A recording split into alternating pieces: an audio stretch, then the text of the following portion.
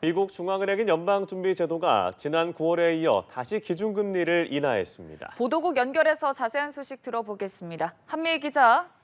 네, 연준은 현지 시간 7일 기준금리를 0.25%포인트 인하하기로 했다고 밝혔습니다.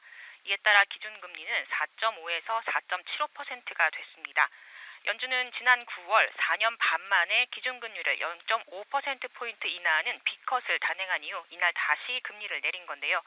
이에 따라 한국과의 금리 격차도 1.5%포인트로 줄었습니다.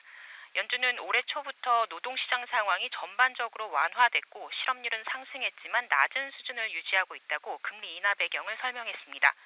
앞서 연준은 지난 9월 회의에서 역내 0.5%포인트 추가 인하를 예고한 바 있는데요.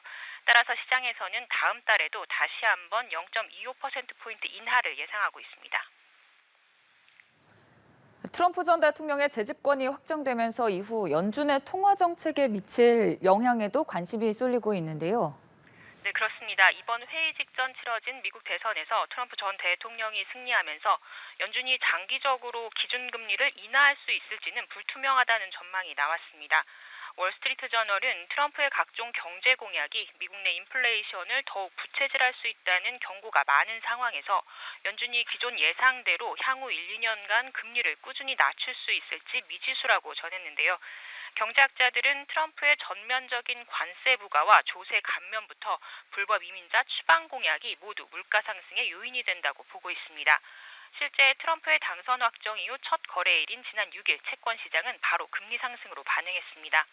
이와 관련해 제롬 파월 연준 의장은 단기적으로는 선거가 정책 결정에 영향을 미치지 않는다면서도 원칙적으로는 행정부와 의회의 정책들이 시간의 지남에 따라 경제에 영향을 미칠 수 있다고 덧붙였습니다.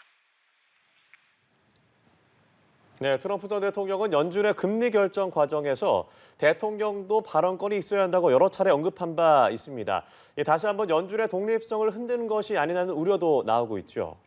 네, 이날 기자회견에서도 관련 질문이 쏟아졌습니다. 파월 의장은 트럼프 당선인이 사퇴를 요구할 경우 그만둘 것이냐는 질문에 하지 않을 것이라고 짧게 답했습니다. 그러면서 미국 대통령이 파월 의장을 포함한 연준 이사진을 해임하거나 강등시키는 것은 법적으로 허용되지 않는다고 확인했습니다. 트럼프 당선인이 연준의 독립성에 영향을 미친다는 우려가 없느냐는 질문이 이어졌지만 파월 의장은 정치적인 문제는 언급하지 않겠다며 답변을 피했습니다. 다만 트럼프 당선인이 2026년 6월까지인 파월 의장의 임기는 채울 수 있도록 할 것으로 보인다고 CNN 방송은 전했습니다. 지금까지 보도국에서 전해드렸습니다.